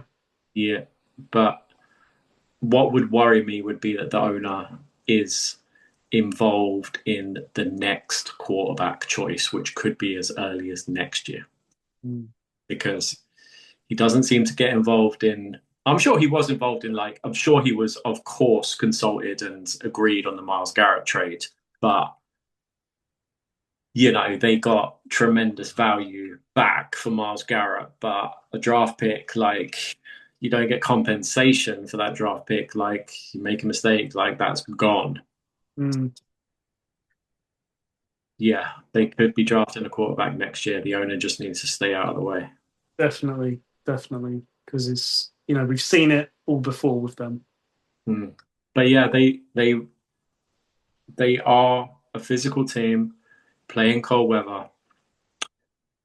I think you summarized it well. If the offensive line does come together or improve with the aging veterans that they let go last year, then, you know, physical running back, your guy, improved defensive line play. Deshaun Watson, if there's something, they can just send him off to some kind of counselor or faith healer or something. You know, you spent all this guaranteed money on him. I'm sure you can, if you can speak to Deshaun's inner self and remind him of how good he used to be, and yeah, you still are that man, Deshaun. You still are. You still are. The world's a good place. You still are. You can still go out and dominate, or at least, yeah, because the drop off, of course, you outlined he had some issues, shall we say, but this is a guy who was like a really highly rated quarterback coming out in the draft and then dominated in Houston. I mean, I still remember that play he made against the Raiders where the guy like poked him in the eye, and he's still. It's just some of the plays were just unbelievable. Like the connection he had with Hopkins, I was unbelievable in Houston, and he was a really exciting, fun player to watch. And yeah, and he did, you know, set the market in all the worst possible ways, but he did break. And you remember the rest of the NFL were pissed at the Browns. You remember Lamar at the time, like, wow, shit, I'm going to hold out for my contract. I want some of that. I want guaranteed. Yeah. No, it's like, no, it's all in the fine print. No, I want guaranteed money. Because Deshaun and the Browns ruined that for the rest of the NFL. Of course, it didn't end up, nobody ended up being as dumb as the Browns and actually doing that. It was just a passing moment in time. But yeah, there's something with the Browns. They win those games. I've got enough, you know, history of knowing that the Browns just win those games. They're annoying. You can't just look at the Browns schedule and go, oh yeah, it was Bengals. Like they lose that. No. They split a lot of games in division, and a lot of like Falcons at Browns, Tua at Culture shock. Penix at Browns. No, I just and I know Vegas will make the Falcons a favorite, but I just don't like it at all. It's the fancy revenge game. The Browns revenge game. Exactly, Browns. It's a both sides revenge game, but are the Falcons, do they match up well with the Browns in Cleveland? So I think the Browns, more than a lot of teams, like, is it outdoors, indoors? What is it, in September or is it in December, January? Like, when's the game? Yeah. Like at Falcons, doesn't matter when it is, it's in a controlled climate. At Cleveland, okay, when? September or December? That makes a huge difference. I mean, even as a 49er fan, that we've been to the Browns, I think the last 2 years, I hated watching those games because I was like, I know what we're in for here. This is going to be grubby as it gets. Like, and we were like struggling over the line. I mean, we lost the first one because of Jake Moody, like missed a walk-off field goal. But last year we only just beat them, so I know what you're talking about with them, They, especially late in the season. every team I've watched, you must remember as well. Like I've seen Brady struggle in that stadium. Everybody struggles in that stadium when the wind comes off the lake and loads of quarterbacks just cannot throw the ball. Mm. It just almost takes out so much of your passing game if the conditions are not favorable. Yeah. And it'd be brutal, like just the cold in that stadium. Mm. So if you're a West Coast team, you're like the Dolphins at Browns or like these Chargers and these kind of teams, like The Nest teams, yeah, good luck. yeah, Deshaun Watson, his contract ends this year. There is 86 million in dead cap waiting for them. So it's going to get worse before it gets better, unfortunately. yeah. Well, get ready for Deshaun to improve enough just to get, Deshaun Watson, he's pissed, he's angry, and he wants to get paid again in free agency. He's gonna what? This will be his triple dip. Triple dip, yeah. Yeah. Deshaun Watson, that next contract. The guarantee money's nearly running out. Okay, so final team that we're going to look at this week is a very curious one, the Washington Commanders. 5-12 last year, third in the NFC East. Jayden Daniels played with so many injuries. I mean, I've been watching the quarterback series on Netflix, following his season. He had so many problems. Knee, obviously the dislocated elbow was terrible to see, but he just kept getting banged up and banged up. So of course that's the big question for this year. Can he actually stay healthy? They've retained Dan Quinn. He fired both his coordinators. So David Blau will be a first-time OC. It's not long ago that he was trying to be an NFL quarterback. So, that's always a question mark. First year offensive coordinator. Let's see. They took Daronte Jones as their defensive coordinator. He's been with the Vikings the last couple of years as a defensive backs coach. So part of Brian Flores' defense. Interesting. But, I mean, we said it last year at this exact time. They went the old route and it did not pay off at all. Like, we're talking like very old veterans.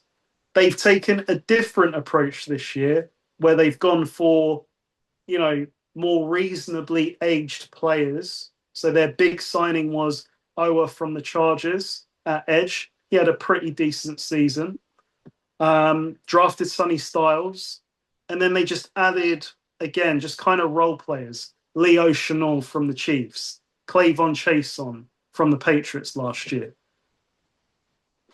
When I look at the team, though, like I can't look at anything else other than the quarterback because they're going to go as far as Jayden Daniels takes them, I think. And is he going to be there? Is he going to be healthy for 17 games? Because if he is, I think they're going to win a fair amount of games, even with, I still think quite a less than offensive roster. The offensive line, they obviously went after, and I forget who this was, Laramie Tunsil. He was in year one last year. But yeah, I mean, I don't know, Paul. What do you think of this team? I'm looking at their running backs and I'm like, I'm not scared of you. I look at their receivers and I'm like, well, if you take away Scary Terry, I'm not scared of you. I'm not sure. Well, the first thing is I don't think you can take away Scary Terry. I think you can. I think he's had, and again, this is coming from like prop experience. He can have like games where he's a non-factor. Yeah. Well, maybe he is taken away. But if they did, I look at the Commanders and if Brandon Ayuk wasn't such If Brandon Ayuk was currently on this roster and we had no character concerns, then I would look at this roster completely differently. I'll go, okay, Jayden Daniels came through a flag football game and he came through healthy. And Brandon Ayuk is there and he loves Jayden Daniels and they are best buddies from their days at Arizona State. And they're like, and he's got, you can't take him away because then you've got Terry McLaurin on the other side and the running backs. Yeah, at least in terms of brand names, like they're not, it's not King Henry back there, but who's the guy? Like, not the starter. Is it Crosby Merritt is the starter, but who's the guy who comes in to spot him? Like, well, it's gonna be Rashad White now. Okay, I wasn't referring to him. He's okay. He's okay, Rashad White. Last year they had Austin Eckler and No, they had Mc, McNichols.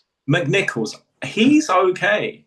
He's good enough to come in and what the biggest part of the running game that we're forgetting is that Jayden Daniels makes it all better. Yeah. Yep. The dual threat makes your running backs so much better than what they are if it's just we're going to line up and we're going to run the ball. Yeah, because you have to account for that threat. That's why, in fairness, you did see a fair share of like 50-yard runs where it's like, what's his name? Crosby Merritt had a number of like 60-yard touchdowns last year where you're like, wow. Like he just went through one gap and that was it. Like he's got the speed, but it's like you said, because the team has to stay balanced and say, well, we can't just commit to the running back because if Jayden Daniels goes the other way, he can take it to the house. And Jayden Daniels, when it's a year ago, well, it's now 2 years ago, of course. He was incredible as a rookie and not just running the ball. Like, even when they dropped, they had their guys spying the quarterback. Defenses were like, oh, okay, we're not going to get burned this way. And Jayden Daniels can win games with his arm as well as with his legs, and he was truly spectacular. You remember us talking during games and me saying, yeah, and you telling me after the event, like I said, what's his pre-game preparation? Because he seems to have something almost that, not that he sees stuff before it's happened, but that he's so calm as a rookie. And then you told me about his VR training. Yeah, and I was not aware of that, but when you watch the games, it makes perfect sense. It was like he was playing a different game to other guys. He went into Detroit, the number 1 seed, and knocked off the Lions. And then, they got their ass kicked against the Eagles, but they made it to the NFC title game with the Commanders. So the Commanders to me are really interesting because the ceiling is win the division, make it to the playoffs, and then we'll see. And Jayden Daniels has won playoff games, as we know. I just mentioned he's made it to the NFC title game. He threw 5 touchdowns in the playoffs that season as well. So it's not just with his legs. He's won in big games.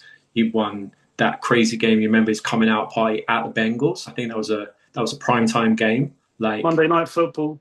Yep. Joe Burrow under the lights, like, okay, no, screw it. Like, I'll come in and I'll show the world who I am. And so Jayden Daniels isn't scared at the moment. Obviously, went to a big college, LSU.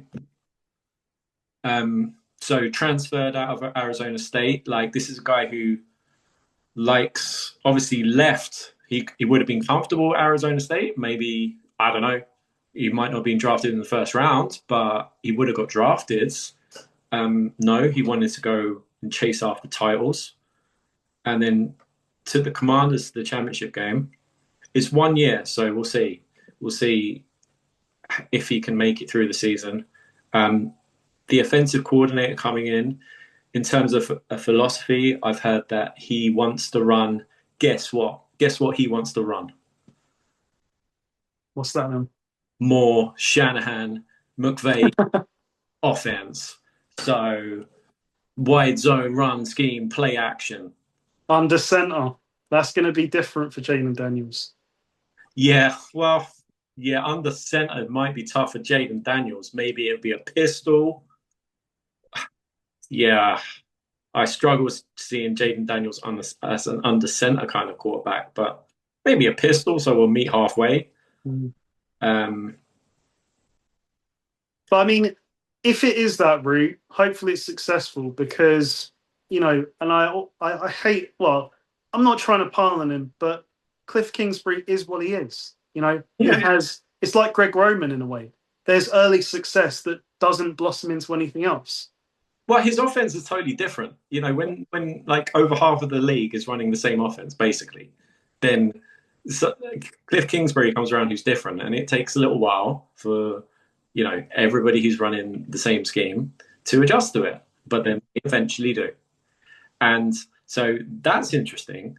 If Jayden Daniels can stay healthy, so there's a lot of interesting things I find to the Commanders. So I don't know. Maybe I'm being unfair to you. I think you're a bit more like, oh well, realistic. I'm quite optimistic about the Commanders because Blau coming in as if they do run Shanahan-based scheme, that could, in theory, so if the running game improves, yeah, I get your point about this on the center, but if the running game improves, that's going to improve. That's going to massively help Jayden Daniels. The guy, what's his name? Jones from the Vikings as defensive coordinator. First time defensive coordinator, but has worked under the best defensive coordinator currently in the league, who like blitz the most, and they blitz the most out of just really confusing looks. They'll bring everybody up to the line, bar the corners, and then half the time nobody blitzes. But then the other half the time, it's obviously not half and half, but you get what I mean. Like half the time when they do blitz, it's everybody, and then when they don't blitz, it's nobody. It's just the base rushers that come. So when you look at their stats, like Flores is crazy. He's got the highest percentage of blitz, like zero blitz. Everyone's coming. Yep. Highest percentage, and it's not even close. Highest percentage of nobody blitzes. So what does that tell you? Like you're either super aggressive, or even when he's being conservative and nobody comes, he at least shows the O line or the offense that they are coming, and it's just a bluff. Yeah. So when you're somewhere in the middle, like all the rest of the league is, you don't get to be number one. So if he could be really something. Defensively, I think they'll improve, but I think maybe they need to do a little bit more to convince me on offense. Like get that legit number 2 receiver, And I'm not talking about that guy. Like go and get yourself Diggs or someone like that, because then I think it does open up Scary Terry more. We've seen, when he's one-on-one, he's pretty hard to defend. They have brought in De'Ami Brown, who had a lot of success in that Jayden Daniels rookie season, like as the number 3.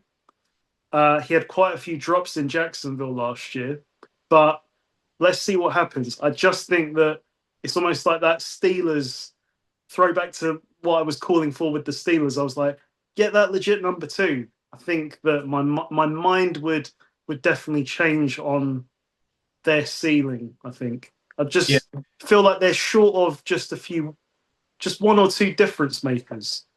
Yeah, but they have the difference maker. Yeah. Who handles if healthy on every offensive snap. So he is truly, he can take them as far as he can take them, and he could take them into the playoffs and on a run in the playoffs. I'm not saying to the Super Bowl, but imagine if in an ideal world Ayuk is on this roster, and that could still happen. And Ayuk just needs somebody sounds like it's only going to be himself, but to just turn up to San Francisco and then you're going to cut him and then he can sign with the Commanders and then make up with Jayden Daniels. And I don't think Jayden Daniels is going to hold any grudges because he probably knows that Ayuk's going through something at the moment. But I think this Ayuk thing, I think that he is a veteran at this point and knows that he's going to get signed and he doesn't want to turn up to training camp, maybe. He's made a very big bet, I think, because I'm pretty sure I read he's bought like a £10 million, or sorry, $10 million house in the Washington area. So maybe he knows something we don't. Yeah, turn up to San Francisco. So he has to apparently apply to come off the exempt list. Yep. And then just turn up. And I think it would only take one day. Yeah. As soon as he walks through the door, John Lynch is going to call him in, and that'll be that. And yeah, then, you can't risk anything. I mean, I don't know though. This dude has just gone off the rails a bit. I mean, now he's making jokes about Shanahan's car crash. Like, I'm like, Washington, do you really want this character on your roster? Go and get Diggs. Like, go and get someone else that, you can maybe, I say Diggs, someone that you can trust, another guy that has a lot of off-field. But I do think they need someone. Like, as great as Jayden Daniels is when he's healthy, and he is great. yeah. I would like to see someone else there, I think. But I'm not dismissing the idea that the Ayuk thing can work out. I know that he's... Of course it can. Of course it can. Yeah. Yeah, because he's a different, physical kind of receiver to McLaurin and to Diggs. On the field, like, he's an unbelievable route runner. Like, he will get open.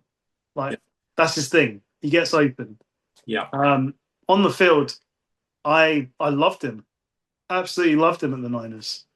So if it happens and he's going to be, I'm not going to say, well, he might have to earn his stripes. He'll come in as number 2. There's really no ceiling for him, like, to necessarily not be number 1 there, in my opinion. Yeah. Yeah, so it can work out, and then we would look at this roster. Imagine Diggs or Ayuk on this roster, we would look at it completely differently. But Definitely. I think Jayden Daniels just does make a huge, huge difference to everybody. And a wild card for me is this defensive coordinator. Anybody who's connected to Brian Flores is of massive interest. Yeah. And you think, what was their biggest problem? I mean, their defense stunk, but to me, particularly in the secondary. So to bring in someone that is a defensive, who's been specializing with defensive backs from that defense, I agree. I think they can make strides. Yeah, because the Vikings defense, right, got some good players, but you don't say, wow, the Vikings defense should be like one of the best in the league. No, they're just the best DC in the league. So you just everything. And that blitz, when I saw the stats, like, it's just crazy. The blitz percentage and then the base defense percentage, like blitz and then nobody blitzes. Like, the difference between them, it's like 10% different between their blitz rate, 0 blitz rate, and the rest of the NFL. Like, the second highest team in the NFL. That's crazy. And it's so unpredictable. Like you said, like, they'll have the same look where, okay, like, the 2 middle linebackers are gonna pop back, but then in the same look, they'll have someone at edge popping out. Like, it's a very, I mean, if he's gonna follow that Brian Flores scheme, it is a very difficult defense to pass on. Yeah. Now, some people have had great success running the ball on Brian Flores. That's the only route to success, I think, because if they get you to a point where you can't run the ball as well, you're in deep trouble. Like, they're coming for blood. So the different personnel on defense, Flores is because when I saw this stuff about Flores, like I love this kind of stuff, so I got into it. The Vikings defense under Flores not only runs the highest amount of zero blitzes and the highest amount of like base coverages, but the base personnel that they run, so as in their base package, they run the highest amount of base defense in the NFL by 10-15% compared to the rest of the NFL. So the rest of the NFL will adjust to, oh, well, there's 3-4 receivers. Okay, we need to nickel and dime it. Flores's defenses run a 3-4 defense on almost like half of the offensive snaps. And the only difference is that one of the linebackers is a safety, but he lines up as linebacker. So the only variety they have in that is that if it's a shorter concept, then he's going to play linebacker. If it's a drop back throw, then that safety is actually going to play safety. So they run their blitzes out of that, and they run their coverages out of that. They run everything, or the highest percentage in the NFL, out of a base defense. So as in, the offense does not know what they're doing because it's always the same look. Yeah, exactly. That's exactly the point. And Sean Payton, Andy Reid, these kind of guys run the same thing on the offensive side out of the same formation, and the only difference might be a motion or a guy's split or something, but it's the same personnel. Flores does it on the defensive side, and it's led to him being number one DC in the league.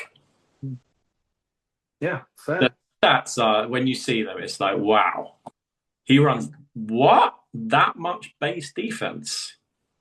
Wow. And if you get the chance to watch coaches film, just take one game and just watch the coaches film of the defense. Is so fun to watch. You just get the perfect kind of like Madden view of the defense, and you just see the different guys popping out at different times. Like it's yeah. That's on so that's on the Zone. That's on on NFL Game Pass on the Zone. Okay. So what? Coaches film, and I can watch like a Flores Vikings game, or so you would go into Vikings, just click on a game, and it will give you like 4 options. Like you can watch the full game, the 40, and then you'll see coaches film.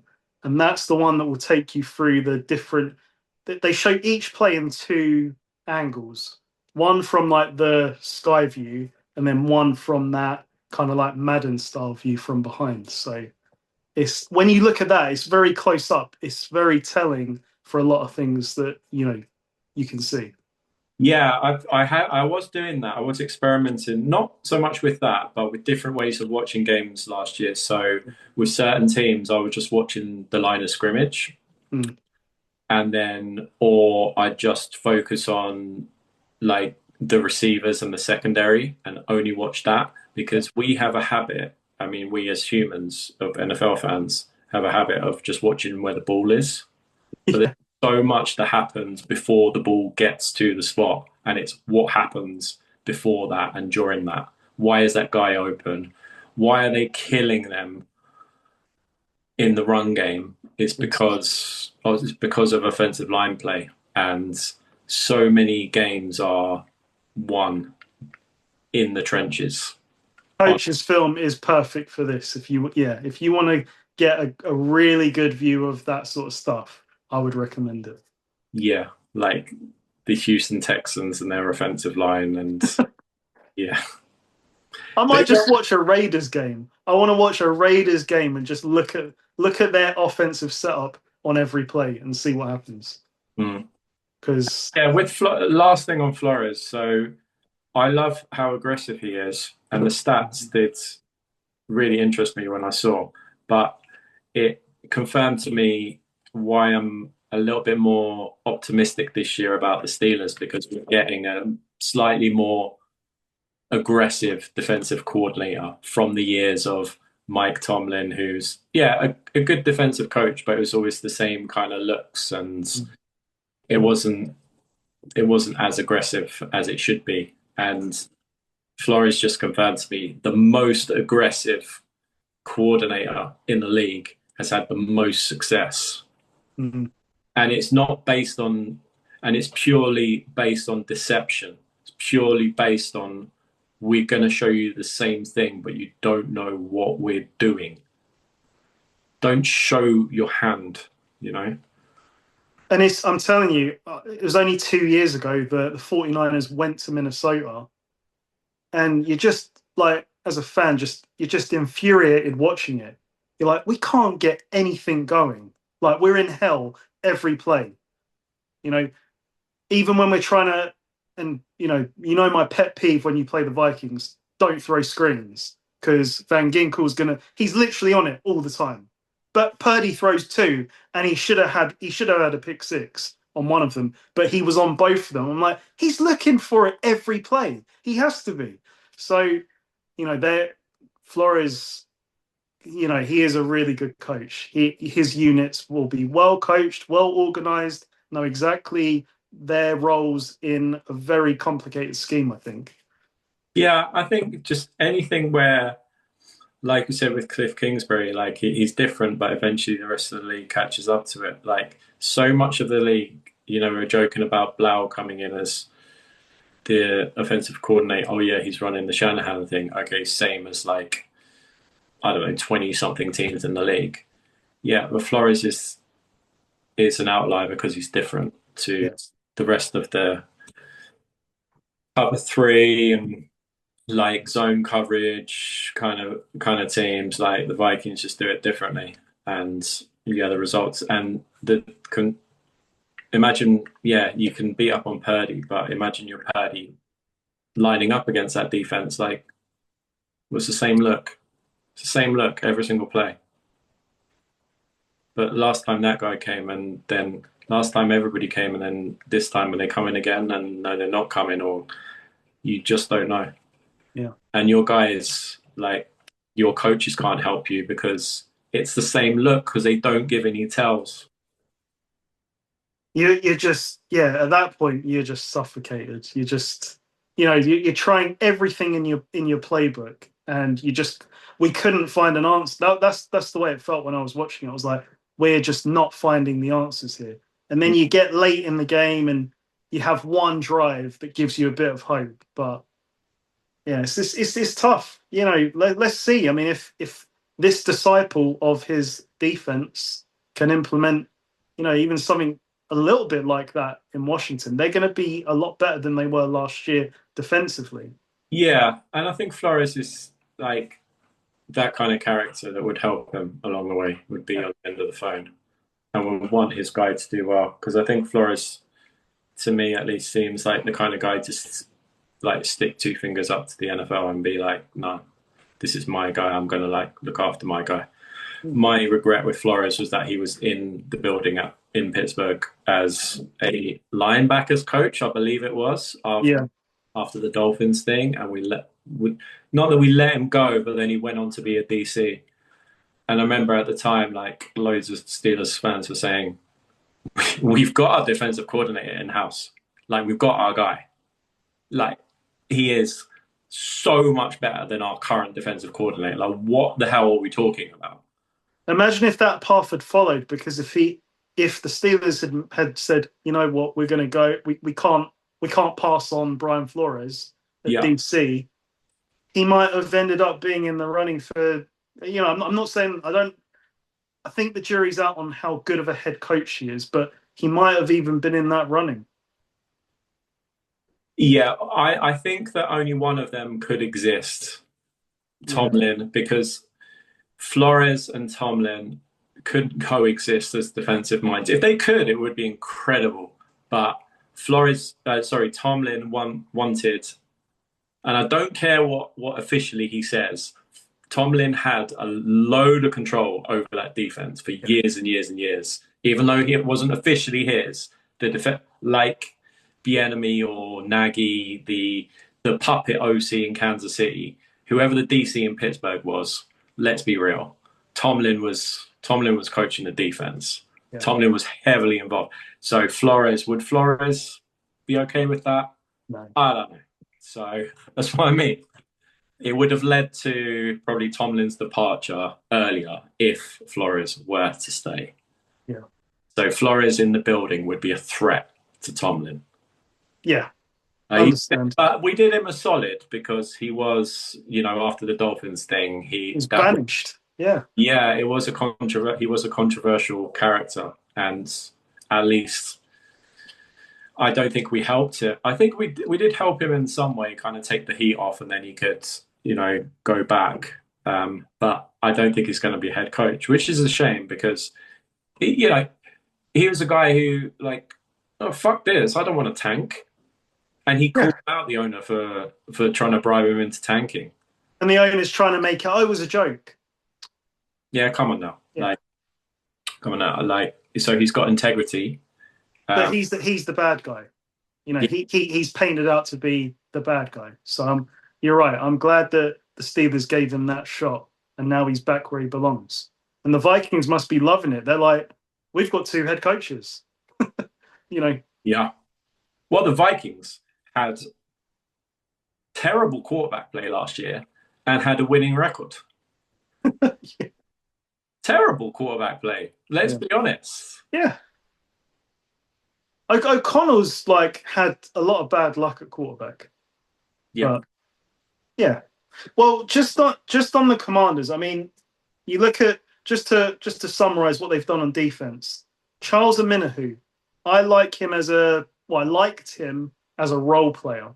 He's not going to be a starter, but he can come in and give you a few moments. The big signing for them was Owa. They've added Sonny Styles, Clavon Chason, Leo Chenal. I still think the secondary is questionable, but maybe the scheme will make up for that. So defensively, I think they're set. Just on offense, bring in a number 2 receiver is what I would ask. And if it's Ayuk, and you've got Ayuk back to normal, they're ready to go. Yeah, and Ayuk, as you know, from the 49ers days, I still remember that game in Pittsburgh where he's blocking downfield for McCaffrey. He's great in the run game. Yeah, yeah. So if they get a game going in Washington with Jayden Daniels, Ayuk will block downfield. Yeah.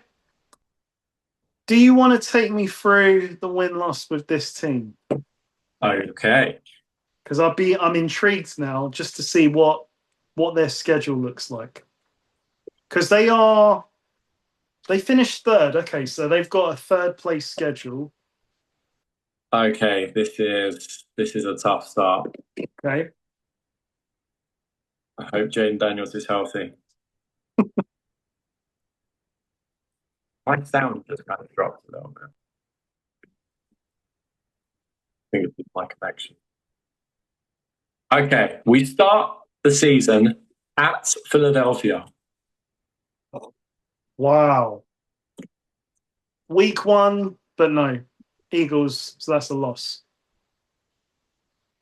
Followed up by at the Cowboys. Wow. I'm going to say loss. Tough start. It doesn't get any better. Seahawks come to town. Oh, the Seahawks just slapped the shit out of them last year. Yeah, I'm going to say a loss. 0-3. 0-3.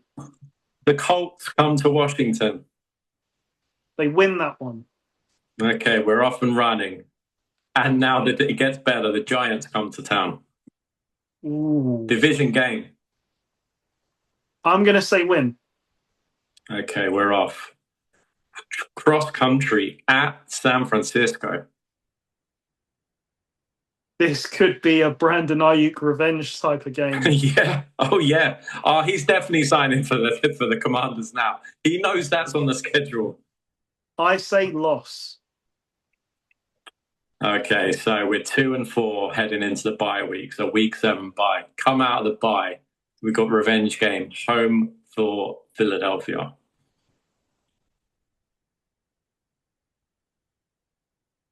That Jayden Daniels magic. I'm going to say lost, though. Oh, it's tough. So we're 2-5. This is a tough schedule. Then the Rams come to town. Is that a 1 p.m. game? It is 6. Yeah, it's 1 p.m. Yeah. Ooh. 10 a.m. Ram time. I can't do it, though. Loss. Tough. We're 2-6. Then we go to the Giants. I'm going to say win. So we sweep the Giants. Joe Burrow comes to town. Jayden Daniels, Joe Burrow. I'm going to say win. Okay. We're still in it. We're 4-6. Then we go to the Cardinals. Win. We're nearly at 500 at the Titans and Cam Ward. Who is Cam Ward at this point in the season? I say we're cooking. Win. We're on a streak now.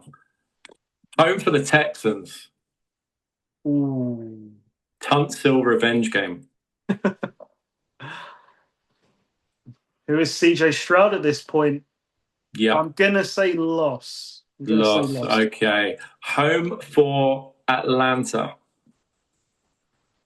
I'm going to say win.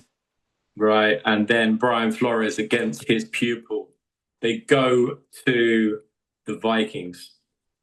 They had a horrendous time there last year. Loss. We need a win for the playoffs now. The Jacksonville Jaguars.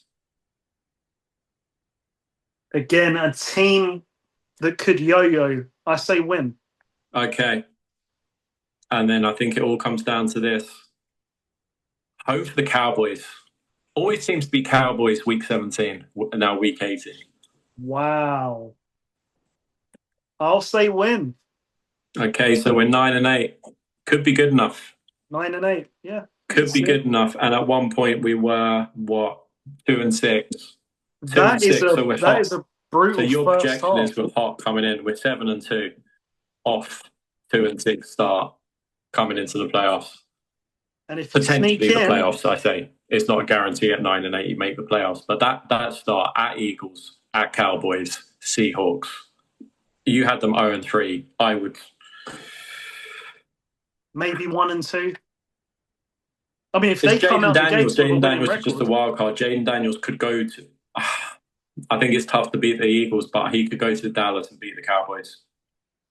If they came out of those 3 games with a winning record, they're set. They could really make something.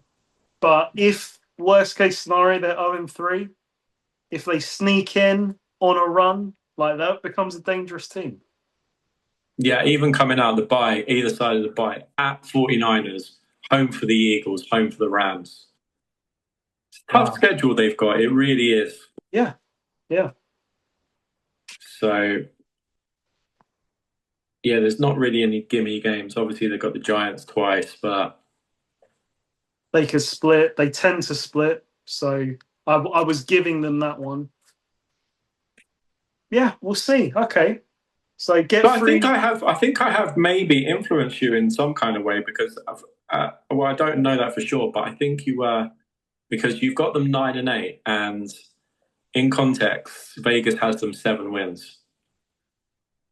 I've got to believe that they're going to bring in another receiver. That's my. I wasn't thinking necessarily like their current team. I am thinking they've got to bring someone else in. I'm fairly certain that they will. You know, they went after Dobbs. He chose the Patriots, and they went after another receiver who signed elsewhere. I forget who it was, but they actively pursued 2 receivers in free agency who just chose somewhere else. But there is the asterisk. All bets are off if Jayden Daniels gets hurt again. He has to stay healthy. I think he does have to change his game a little bit.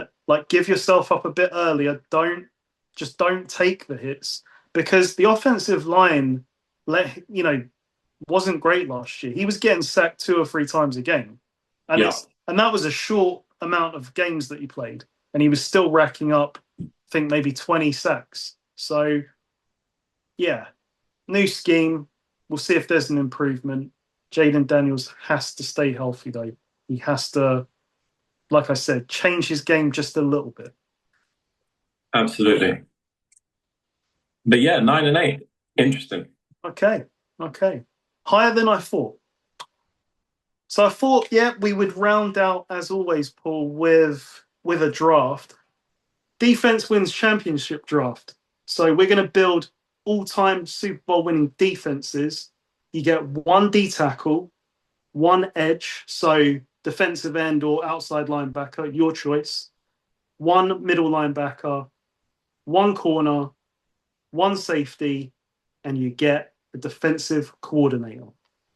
Your first pick is the Bears. Or one of those guys on that defense. Do I go Singletary? Do I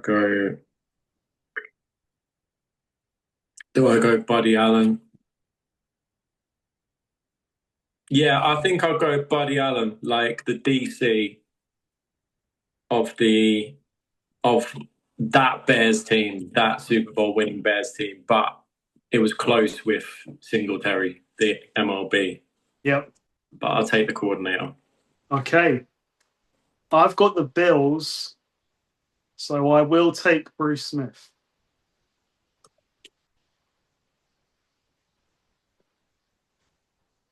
Dolphins. Dolphins defense. So I'll take Jason Taylor. And he played, was he in? He's an edge, right?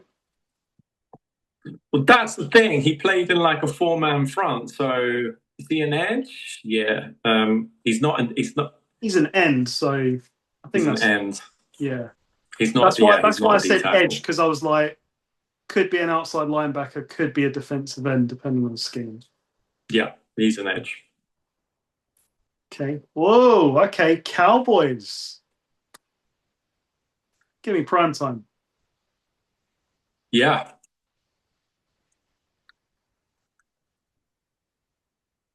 Arizona Cardinals.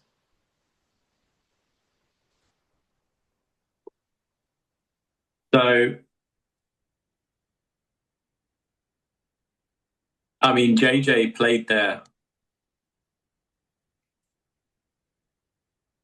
But JJ plays at edge. Yeah. Man. So, Patrick Peterson, Buda Baker.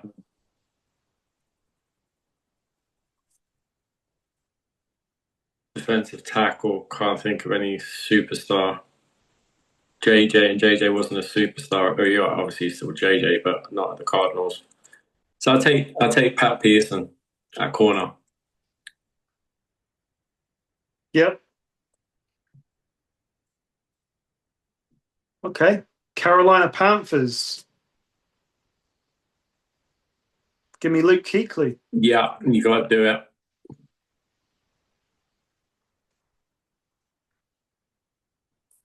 Green Bay Packers. Okay, so I'm getting all of the edge rushers because now I want to take Reggie White, but I can't. It's a safety, aren't there? Yeah. Was he a safety, though? I know who you mean. Yeah, I mean, he was designated as a safety. Yeah, he played safety. Middle linebacker, you could take AJ Hawk. Yep. Who's there? Who's that? Because I think finding a D tackle might prove to be a problem. So while you got the Packers, you could take that huge guy, Gilbert Brown, or BJ Raji, who's huge. Oh, yeah.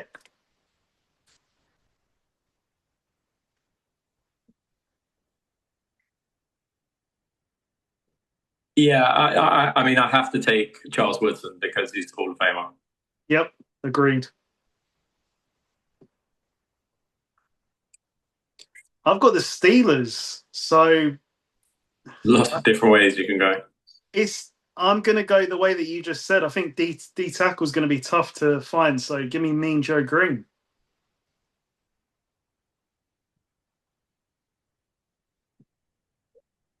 Titans. Ooh, okay. I've got the Titans. Hmm. So I'll do it. I'll take Jeffrey Simmons. Yeah, I know he's current. I think he's really, really good. you can take current if they're good enough. So yeah. Yeah. So I'm looking for safety and defensive coordinator. Ooh, Titans. Titans safety. So Houston Oilers as well. Safety for the Titans. Special safety. Or DC. I'm thinking that I might be wrong here, but didn't you have a long-term defensive coordinator that went to the Titans? I could be wrong. They went to the Titans. Yeah. Or am I making this up? Who am I thinking of that was your DC? Oh, Dick LeBeau. Yes. He didn't go to Tennessee. No. So I'm gonna have to go current really and say Kevin Byard. Yeah. Well, yeah. I mean, he's not on the Titans now, but he earned his reputation on the Titans. Led the Yeah. league in picks. Exactly. So your last pick, middle linebacker, the Chargers. It's perfect. Junior Seau played MLB. Exactly. It's perfect. That has worked out well. So I have to find a defensive coordinator from the Titans. The Titans again. The Titans. Can I call respin Yeah. so that we can have a bit of fun. So Yeah. defensive coordinator is gonna come from your Steelers. Well, you just named him. Yeah. I mean, him from back in the day. No, I mean it's got to be Dick LeBeau. Dick LeBeau. Yeah. Okay. That was interesting. I mean, that was tough. Like that was obviously tough in an offense. But you ended up with Jeffrey Simmons, Jason Taylor, Junior Seau, Pat Peterson, and Charles Woodson, coordinated by Buddy Allen. That's pretty damn good. And I had Mean Joe Green, Bruce Smith, Kuechly, primetime Deion Sanders, Kevin Byard, run by Dick LeBeau. So I don't know. It's tough because people will lean different areas. I think. Yeah. I think being fair, I think your team edges it. I think you probably got more Hall of Famers on there. But I've got the weakest player, I would say, in Byard of all the picks. yeah. But those front players, Mean Joe Green, Bruce Smith, and then Kuechly, communicating around the defense. Pretty happy with that. Yeah, I think it's close, but I think you do edge it. But we've got how many Hall of Famers have we got all around? We've got quite a few. Jason Taylor, Hall of Famers on that. Seau, Woodson, Patrick Peterson will probably be a Hall of Famer. Mean Joe Green, Bruce Smith, Kuechly, Prime. Yeah, it's like 8 out of 10. Jeffrey Simmons, not sure yet. He's not going to get there if he plays in Tennessee. It's a small market. Yeah, exactly. All right. Well, that was I thought we'd switch it up this week with the draft. But yeah, so we will continue with our reviews next week. Don't know who we're looking at yet, but we're going to start to edge towards the middle of the pack from last year. So I'm thinking like, who was middle of the pack last year? We're going to be talking about the Chiefs soon because the Chiefs drafted Chiefs. top 10. Could be Chiefs, could be Bengals. Should be interesting. Yeah. But okay, we will see you next week.